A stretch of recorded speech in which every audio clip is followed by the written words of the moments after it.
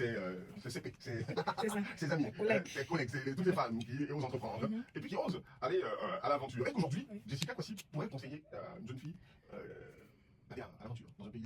Alors, Après toutes ces expériences vécues et dans les pays aujourd'hui, ah oui. est-ce que c'est possible que tu conseilles à quelqu'un de le faire? Déjà, avant de pouvoir chercher à voyager, il faut te faire un passeport. Parce que tu peux pas dire, Seigneur, même quand tu vas faire 17 jours de jeûne, mais 100 jours de jeûne, Seigneur, j'ai payé dans une voiture, tu sais même pas conduire, tu n'as pas de permis.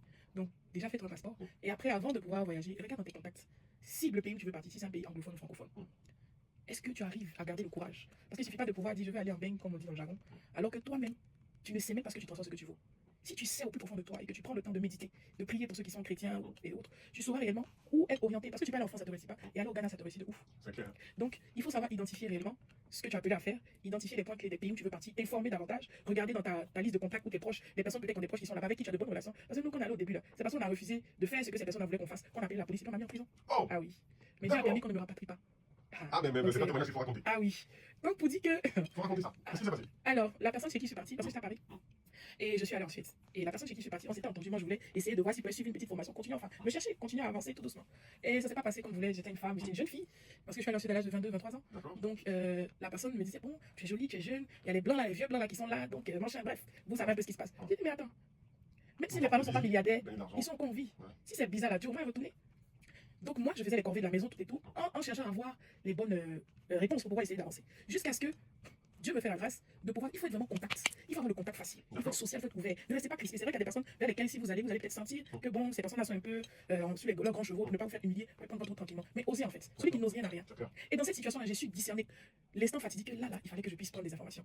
J'ai rencontré une jeune blanche suédoise qui était avec son copain. Il y avait une fête chez la personne. Et moi, je passais mon temps à nettoyer, machin. Et pour raccourci, la dame me voit et me dit, mais depuis, je te vois, tu n'as même pas un moment de pause. C'est quoi le souci?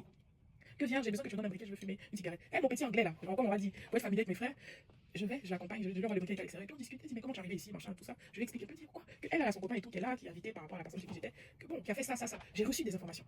Donc ces informations-là, en fait, allaient déterminer le reste des gens qui suivaient, sans que je ne sache.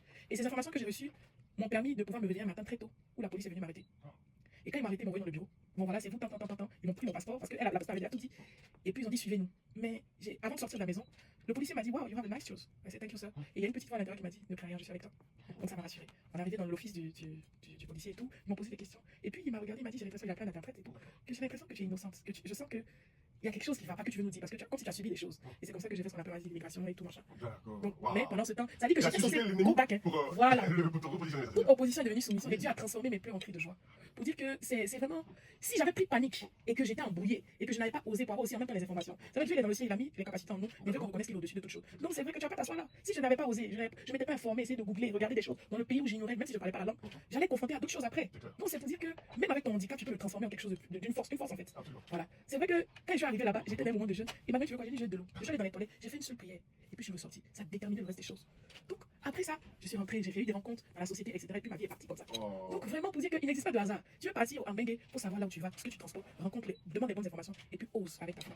C'est clair. Et aujourd'hui, tel que la Côte d'Ivoirien, si ça avait été aujourd'hui que tu devais vivre cette envie d'aller à l'extérieur, est-ce que non. Alors my country, j'ai trop de pays. Il y a beaucoup de choses à faire aujourd'hui. On est sur le volet social parce que moi je suis entrepreneur social. Je suis orpheline de père et de mère, je sais ce que c'est. J'ai traversé tous les moments comme on peut le dire. On dit que la vie n'est pas tellement rose, mais c'est nous qui avons le crayon pour pouvoir la colorer à notre manière. Donc on a commencé avec la Fondation Big Heart depuis 2021. On est dans la sous-région. C'est vrai qu'à Abidjan, nos autorités, nos devanciers font déjà beaucoup. Donc on a là à l'intérieur aujourd'hui, nous travaillons sur un projet qui est la construction d'un bâtiment de maternelle à l'EPP du Bacro. Donc j'incite, je profite de votre de votre antenne, de pouvoir toutes les personnes de bonne volonté qui sont aussi des fondations des ONG comme nous, de pouvoir nous apporter un plus, que ce soit en information ou nous diriger, nous sommes les bienvenus. Vous êtes les bienvenus. Nous ne sommes pas une entreprise en comparaison avec d'autres ONG, nous faisons du social. Ce que nos autorités font, nous sommes la main qui apporte un plus à ce qu'ils sont en train de faire déjà. Donc ne restons pas dans non, elle est venue pour manger, elle est venue faire ceci. Ce qu'on en laisse, c'est de notre poche. Mais c'est des personnes de bonne volonté qui nous soutiennent. Jusqu'aujourd'hui, on n'a pas de subvention du ministère de l'enfant, etc. Que cela rentre dans une bonne oreille qui écoute Life Radio. Yes. Merci Jessica Kwasi d'être venue ici. Merci beaucoup. Il faut revenir mais à tout temps. Bien Ok. sûr. On a donné ces informations car un numéro de téléphone ici. Oui. Dans cette bonne oreille écoute. Bien sûr. Alors le plus 225 05 85 19 12 78. Je vais des deux, c'est rapide pour moi. Que le mien. Donc faut la retirer. 05 plus 225 pour ceux qui sont à l'étranger. Plus 225 05 85 19 12 78. Et le mail c'est fondationbigheart@gmail.com. Après le numéro fixe, mais toutes les informations sont sur la page qui est Fondation Big Heart sur Facebook. Merci d'être venu ici et merci à vous tous de nous avoir écoutés. On a passé cette émission donc ce vendredi avec Jessica Kwasi, une femme multitâche, au grand cœur, qui fait du social. Elle est PDG de Jessica et compagnie. Elle pourra plaisir à revenir ici ce soir pour nous présenter chacun de ses produits pour travailler en faire la publicité sur les médias live. Merci et à très bientôt. À très bientôt. Au revoir.